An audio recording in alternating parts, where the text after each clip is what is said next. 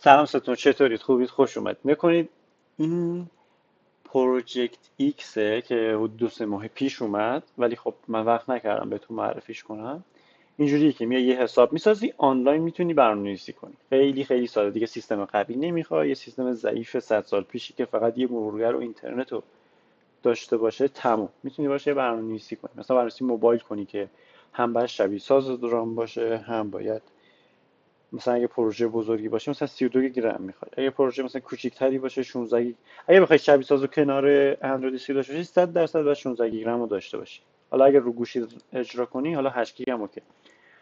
پروژه ساختنش هم اینجوریه که این صفحه اولش بالا بیاد، مثلا فلاتر رو انتخاب میکنی، میگه یه اسم بده، همین میسازه پروژه رو واسه همین، یعنی هیچ کار دیگه ای نباید بکنی. حالا من 2 تا از قبل ساختم، یعنی یکی از اون پروژه هاست. من اومدم اجراش کردم، پوش های مختلف رو نداشت. مثلا الان اگه اولین بار اجرا کنید بعد لایسنس اندروید رو تایید بزنید. من یه 2 دقیقه دیگه بعد برم، به خاطر همین نمیدونم تایم بشه. اگه سریع اومد بالا که واسهتون میذارم. میخوام یه دونه پروژه جدید بسازم، اون فلاتر داکتر رو بزنم که نشونتون بدم قشنگ. اونجا نوشته، حالا اگه کسی هم بلد نیست مهم نیست اسمش، فقط بساز سریع لطفا. خیلی خفنه به نظرم. تو فکر کن دیگه اصلا سیستم قوی و اینا درگیر نمیگی مثلا سیستم ضعیف نخوندن. سیستم ضعیف در معنی نداره، رایگانه.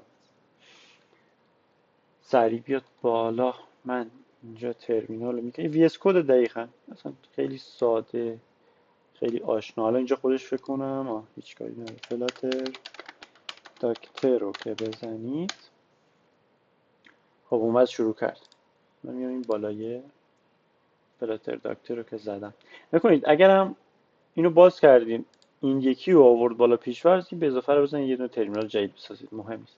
اینجا میگه اندروید فعال نیست. این دستور رو اینجوری انتخابش کن، کلیک راست کپی شد، یه کلیک راست دیگه پیست شد، اینتر فعال شد اندروید.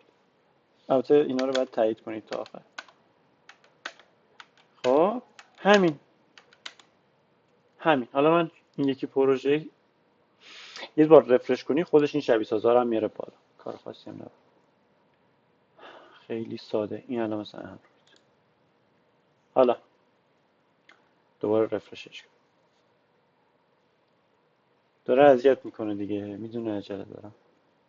اینجا هم که بزنید هات ریلود و فول لود و اینا رو داریم. این آها اومد. خب این از وبشه. اندرویدش هم که بازم باید صبر کنیم. نه از اندرویدش. دمتون گرم. لایک و کامنت فقط یادتون نره، انرژی منه. و همین، دمتون گرم. فعلا بدرود.